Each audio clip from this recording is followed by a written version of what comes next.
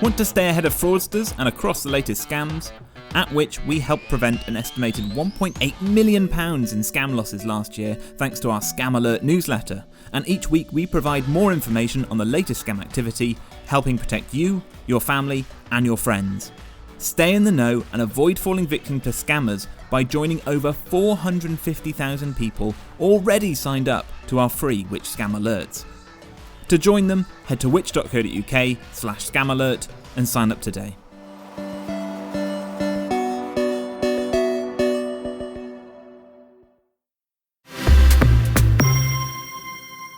It's a story we know all too well. You think you've nabbed the concert ticket of your wildest dreams, but it turns out it's a cruel summer because you realise you've been scammed or ripped off, and that ticket to the big gig has been replaced with a blank space. From event ticket scams to unscrupulous ticket touts, this episode will show you how to avoid losing out when you're buying tickets, and you'll be left as a ticket mastermind. I'm Harry Kind. And I'm Grace Farrell. And this is Get Answers for living your best consumer life. When life gives you questions, Which? Get Answers. Well, 2024 is another huge year for live events, and these are some of the things we can expect.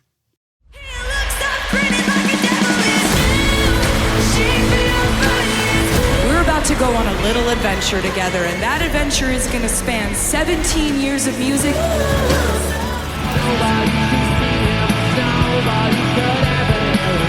Thereby electing Paris as host city of the Games of the 33rd Olympiad 2024. England make it 8 major tournaments in a row, and they know in 8 months' time they'll have the opportunity to go on better than the heartache here 828 days ago. Beautiful, wonderful Glastonbury, thank you for having us.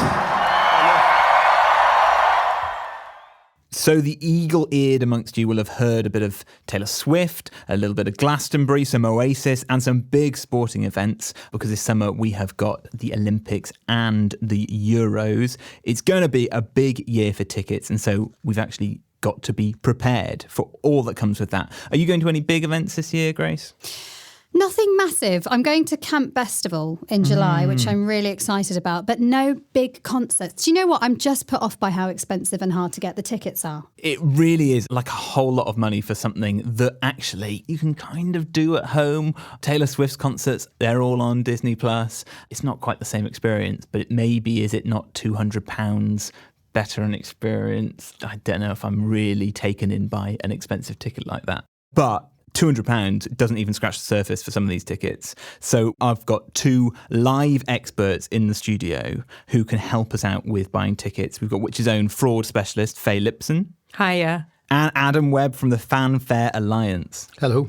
Thank you both for joining us. Let's start then. I think there'll be a lot of people, like myself really, who maybe haven't been to a live event in a long time. They maybe do a few theatre tickets, but they've not done a gig. There's a whole world out there. Things have changed a lot. You know, we aren't just buying tickets from a box office. And there's a whole lot of terminology out there. Can we kind of define some terms going on here? Give a bit of an introduction. Adam, what's primary selling, for example? So primary selling is effectively the official ticket service. So usually when an artist is booked to play in a venue by a promoter, the venue will usually have a contract with a ticket company.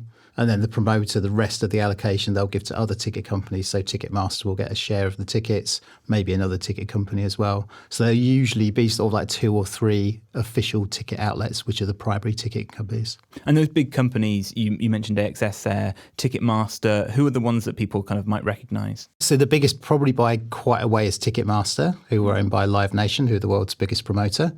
Then you've got C Tickets, which is probably the second biggest. Actually, they've just been bought by a large German promoter called Eventim. Then you've got Eventim, you've got AXS, and then there's a whole bunch of other ones like Dice, Resident Advisor. So there's quite a few in the UK market. And then that's where most people, I suppose, are buying their tickets from, especially if they're newbies to concerts. But there's also a whole other market going on. Can you explain that as well? You talk about the secondary market. The biggest site by far is Viagogo, which probably most people have heard of. It's probably got about a 95% market share in the UK. Wow. And then there's a couple of smaller ones, StubHub, Gigsburg, Ticombo, SeatsNet, you'll usually see these sites at the top of Google because they tend to buy search adverts to appear like legitimate primary ticketing sites. Effectively, the model's pretty simple. It's a website. It takes out lots of Google ads. Viagogo spends $1 million on Google ads to appear at the top of search. And then there's lots of people on there selling tickets, the majority of whom are large-scale ticket resellers, touts, brokers, whatever you want to call them. So that's effectively how that model works. So that's the uncapped secondary. And then you've got the capped secondary, which is sort of where the market is moving now in the UK and what we're actually supportive of as a campaign. And that's where you can resell the ticket as a consumer to another consumer, capped for the price you paid or less. I mean, that's quite a complex market compared to queuing up at a box office and maybe having some dodgy guys in long coats trying to sell you tickets while you're queuing outside, right? So it's a huge difference. But also one other thing that I heard you mention there that people might want to know about is pre-sales. What exactly are those? So pre-sales, I mean, effectively, they're sales that happen before the official sale. Billie Eilish is probably quite a good example. So the poster for Billie Eilish will probably say, tickets on sale Friday morning. What they don't tell you is that actually there was an album pre-sale. So that'll be people who have pre-ordered Billie Eilish's new album will get a code and the opportunity to get tickets in advance. There's an Amex pre-sale, so Amex card holders can also get in there. This is in Manchester, a Co-op pre-sale because she's playing in the Co-op venue. And then there's an O2 pre-sale as well. But obviously what also happens is that touts infiltrate all of these pre-sales, try and get the tickets. And again, it becomes incredibly confusing then, particularly when people are going to Google and they're being sort of signposted into the wrong direction. Well, it sounds like it's a rich territory for touts, but also surely for scammers. Now, Faye, this is something you know quite a lot about. I mean, how serious a problem are ticket scams? Well, just to take Taylor Swift as an example, Lloyds Bank has just estimated that Taylor Swift fans in the UK have lost around £1 million just trying to buy tickets for the Eras tour, which hasn't even happened yet in the UK. So that's an enormous problem. And last year it said that it had seen a huge increase in Premiership football ticket scams as well, that the number of scams it was seeing reported by its customers had doubled compared with the previous season. So it seems to be enormous and it seems to affect sports and live music equally. I can't believe it's doubled on last year when it was already so prevalent last year. Yes, yeah. It's very prevalent on social media at the moment, as many people may have seen already. So would you say social media is the main platform that these scammers are operating on? Particularly with Taylor Swift ticket scams, we're seeing a lot of those coming from Facebook. Ticket scams generally, they tend to come from Facebook, Instagram or X, which is formerly known as Twitter. So yes, very much so. It seems to be social media that's driving this. And what does a typical scam look like on, say, Facebook or Instagram or X? So what will typically happen is you'll see on a community page, for example, on Facebook, somebody saying that they've got tickets for Taylor Swift's tour and they can't make it anymore and get in touch if you would like to buy them, essentially. And sometimes that's a scammer using a dummy account and sometimes they've hacked into a genuine Facebook user's account and taken it over for that purpose. And do you think these are individual people or is it kind of more organised than that? Difficult to say. I mean, these people could be anywhere in the world scamming people like this. And yes, there could be an organised element. It could be an element of bots being involved and posting these posts on a large scale and then somebody stepping in and responding if somebody takes the bait, for example. I suppose if you've got a whole network of people trying to infiltrate people's social media accounts, trying to, basically take them over and then selling them on to people, that would be a great thing to buy someone's Facebook account for, would be just to try and con all of their friends and family with a ticket scam, particularly because it's something that you can't really physically hold and check unlike a mobile or a laptop. That ticket is something that you kind of have to take their word for. Absolutely. And one of the things that the hacking of genuine profiles is so insidious for is that, a lot of people that would be quite cautious about buying tickets from a stranger, for example, if they see tickets advertised by a friend or relative, they're more likely to go for it. So that's why it's so lucrative for scammers to access genuine people's accounts to do this. And you almost got caught up in one yourself, is that right? Yes. So not really connected to Which in any way, but separately I'm a moderator for a Facebook community page where I live in southeast London. And we had lots of people posting Taylor Swift ticket adverts. And we realised after a short time that these were scams. And we had to create a filter for the group to block any more posts with the words Taylor Swift in them because it was just so prevalent. Gosh, I mean, I have to come clean. I've actually been the victim of one of these scams years ago before I started working at Which. I mean, it's the kind of thing now I look back and I think, oh God, why did you go along with that? But I really, I just didn't know at the time. And I was desperate to get Stevie Wonder tickets. He was playing in Hyde Park. And so I went onto a Facebook group and I just said, is anyone selling a ticket? And sure enough, someone it was. And they, duped me into transferring the money first because they'd sent a screenshot of the Royal Mail tracking and, obviously it just turned out to be nothing. And I was out of pocket by £80. And it's not just the money, it's just I was so excited. And it's that disappointment. It really is just awful. No, it's horrible. And it's especially because you don't want to be, and I'm sure this happens, in the situation where you turn up at Wembley Stadium with a piece of paper which isn't worth anything and get told, well, I'm sorry, you've been conned and you've just spent a load of money on a hotel and you've got the kids out of school to have a once-in-a-lifetime experience. You don't get that when you're scammed for, I don't know, a second-hand van or an iPhone. So you've heard from Taylor Swift fans, is that right, who've been disappointed? That's right, yes. So we recently helped a victim who really narrowly avoided getting scammed by one of these Facebook posts. So the scammer kind of initially seemed quite genuine and had promised to sell through an official resale app, which I think was Ticketmaster in this case. And they even sent the intended victim an email with the kind of official logo of Ticketmaster on it. And it really looked like the tickets were genuine. But then right at the last moment, the scammer kind of changed the story and said that they would need to be paid by bank transfer because they couldn't quite work out how to use the Ticketmaster app or something like that. And that's when our victim kind of felt a bit uncomfortable and stopped the transaction. But they came really close to parting with their money. And I can really see how people that are desperate for these tickets would actually kind of push through those uncomfortable feelings and just go for it. And it seems like being asked to give someone money for tickets via bank transfer is just always a red flag, right? Definitely. It's the least protected method. I mean, it really depends who you bank with, but in most cases, that's going to be a relatively less protected method than any other method of paying aside from cash, which is also completely unprotected. So how do you avoid getting scammed by a ticket fraudster, especially on social media? What should you be looking out for? Sure. So I think the best case scenario is that you buy through an official reseller. So you're going to want to contact the venue or the sports club that's relevant and find out who the official reseller is. And that can unfortunately be really expensive and price a lot of people out. So then kind of the next best option is if you get lucky and have friends and family that happen to have tickets to the event that you want to go to, you can buy from them. But as we've said before, you have to be careful about hacked accounts. So you're going to want to call them and check that it's really them that's posting. It's not really ideal to buy from a stranger. We wouldn't really necessarily recommend it. It's very, very high risk. If you're going to buy a ticket from an individual, the most protected methods of paying would be on a bank card, so credit or debit card, or through PayPal if you select kind of buy protection option. And we really suggest kind of avoiding buying from strangers that are asking you to pay by bank transfer. And if you have handed over money to a scammer and you realise that it's a scam, is it possible to get your money back?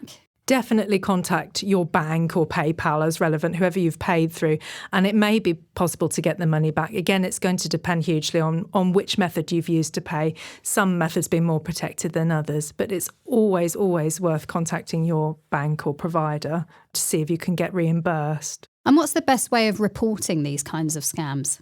So if you've been scammed, it's recommended that you report it to Action Fraud or to Police Scotland in Scotland. And you can also report posts that you've seen to the individual platforms where they are, so Facebook or Instagram, for example, so that hopefully those profiles are going to get taken down. And guess what? Most of that advice applies to most of the scams as well, doesn't it? Which is easy that you only have to remember one set of things to do most of the time. I mean, Adam, this must be something that you hear about fairly regularly. It must be a concern when you're acting on behalf of fans. Do you hear much about scams? Yeah, all the time. I mean, all the ingredients are there for a scam, aren't they? You've got fear of missing out. You've got the kind of in the moment purchase, people wanting to, people making decisions in a hurry under sort of slightly pressurised circumstances. There's emotional purchases, you might be buying for your kids or for a special occasion or something. And then, like I said before, it can be quite a confusing market. Unfortunately, you've got these sort of platforms like Google, who, again, you've got this sort of dilemma that obviously they're a really trusted brand, but we'd always say don't trust the sites at the top. And then obviously with things like Facebook, obviously people, because it seems that there's an individual human at the end of the transaction. Again, there's an element of trust there as well. And then that ties into something that Which has been working on for years, campaigning on, which is making sure that social media companies and search engines are responsible for the adverts on their platforms. And they can't just go, oh, well, there's been a scam involving tickets or dodgy sofas or fake goods on our website, but, they just paid the fee to put the advert on. That's nothing to do with us. No, they have a responsibility to crack down on that. And the online safety bill, that's passed. That looks like that will be coming into law and be part of the regulations in the next few years, which is really positive step for fans, particularly, I should think. Well, as we're hearing, it's not just scammers that will have you paying over the odds for tickets. And we're going to be talking more about the ticket resale industry and why Fanfare Alliance thinks it needs to change after this. Last minute escapes. In the sun. What is the best airline? Or the worst airline? What happens if my flight is delayed or cancelled? Would I be put on a new flight?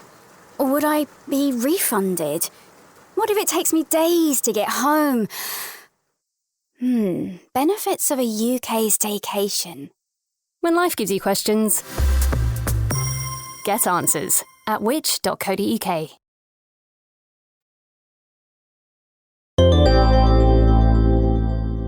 This week on Get Answers, we're getting summer ready and talking gig tickets. But in the weeks to come, we'll be getting answers on air fryers, AI and smart tech. So get your questions in now by emailing podcasts@which.co.uk. And we'll also be putting out a call for questions across the Which socials, so make sure to follow us. So we've heard a lot about scams, but even in the legitimate market, there are plenty of opportunities for you to get ripped off, to pay more than a ticket was worth when it was sold. Adam, what is going on? How are their companies charging over £1,000 for a ticket?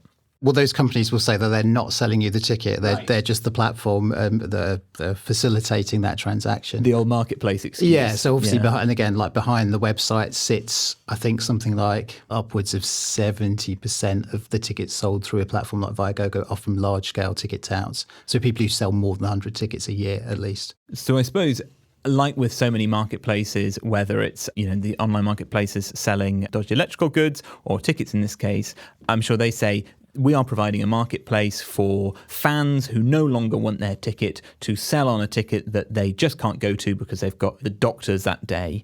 But actually, you're saying that these platforms have essentially been infiltrated by massive organised ticket touts. Yeah, absolutely. These are not fan-to-fan platforms. These are tout-to-fan platforms. Adam, paint the picture for us. How do these touts operate? There's not one simple answer. There's lots of different kinds of touts sort of operate in slightly different ways, but trading standards were given some budget to arrest 3 groups of touts, 2 of whom have been convicted. One was about £6.5 million worth of tickets, broadly similar with the second group who were charged and convicted this year. We're waiting on sentencing at the moment. But those groups were basically guilty of 4 different kinds of fraud offences.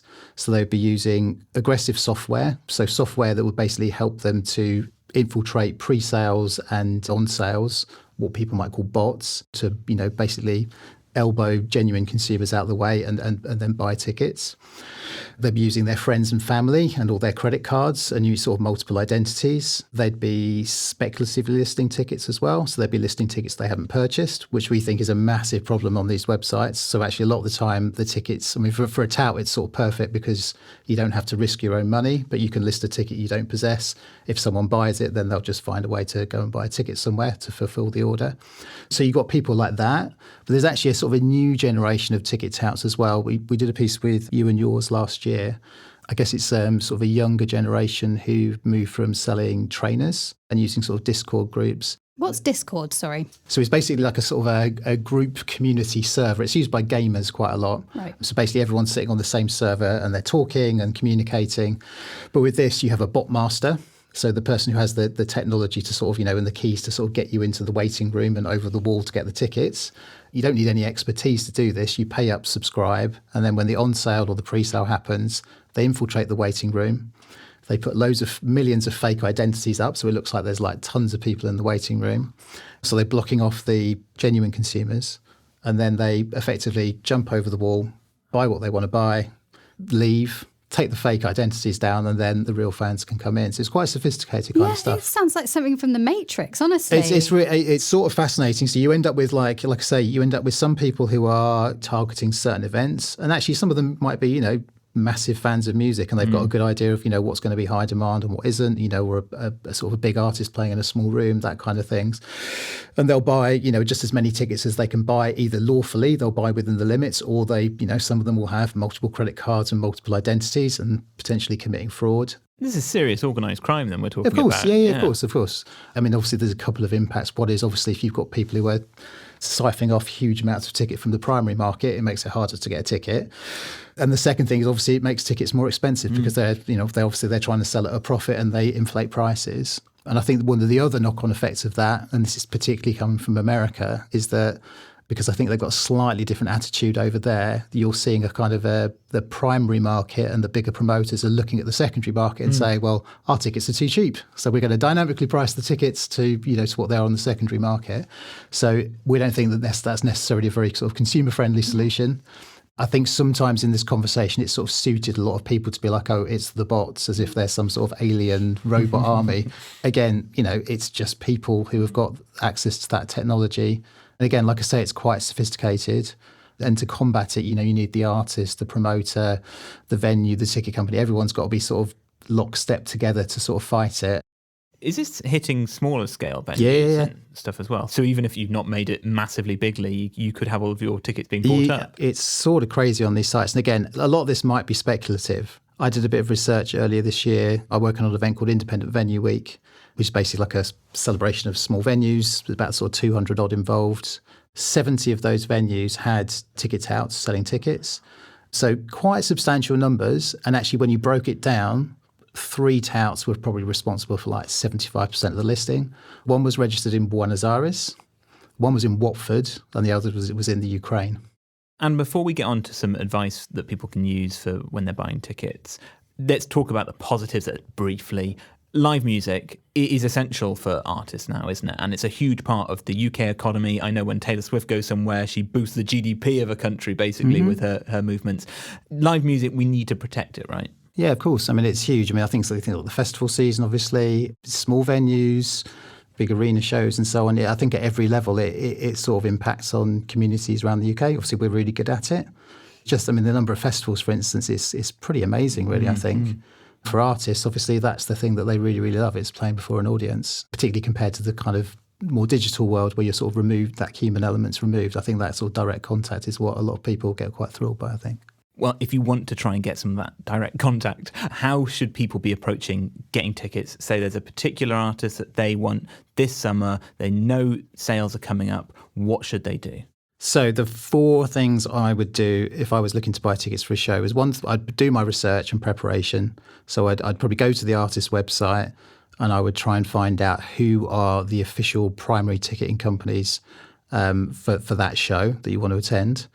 I would look into pre-sales and sign up to any of those that might be applicable. So it might be buying the new album or registering for a mailing list, or it might be that you're a subscriber to a certain mobile phone company already or something like that. But, there might be some opportunities to get in early. I definitely wouldn't trust search engines because they're probably going to signpost you to unofficial places. And then I just wouldn't panic. Again, most shows actually don't sell out, so there'll probably be an opportunity to buy a ticket sort of closer to the date. Adam, Faye, thank you so much for joining us today. Where can people find out about your campaign and if they're interested, kind of get behind it? So our website is fanfarealliance.org. There's a few bits of guidance up there for consumers. There's lots of things for the music industry to do. And again, that's one of the things that we're really trying to do is get more artists and venues and ticket companies to sort of do some proactive things. Because again, it's very easy to sit back and say, I don't like ticket touts, but unless you do something about it, nothing changes. Taylor, if you're listening, just give us a call. We're always here. Or podcast at which.co.uk. Faye, Adam, thank you so much for joining us. Thank you. Thank you. Well, if you want to read more on how to protect yourself from scams, we'll put a link to Faye's articles in the show notes. Next time on Get Answers, we're taking on the mighty air fryer, the cooking appliance that refuses to go out of fashion. But just what is so good about them? And are they really worth the money?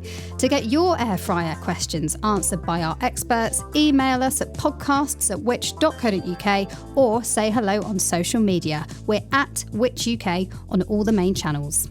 And of course, we would love it if you could leave us a rating or a review. It would be really helpful in showing your support, and it gets us recommended to new listeners. Today's Get Answers was presented by me, Harry Kind, alongside Grace Farrell, produced by Rob Lilly-Jones and Adrian Bradley, and recorded by James Rowe, and edited by Eric Breer. And thanks again to our wonderful guests, Adam Webb and Faye Lipson. We'll see you next time. Bye-bye. Bye.